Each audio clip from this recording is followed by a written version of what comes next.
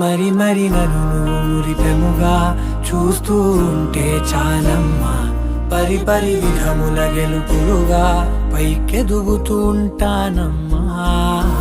అయినా సరే నాటికి ఉంటాను నీ పాపాయినై, నిన్నొదిలెంతగా ఎదగాలనుకోనే.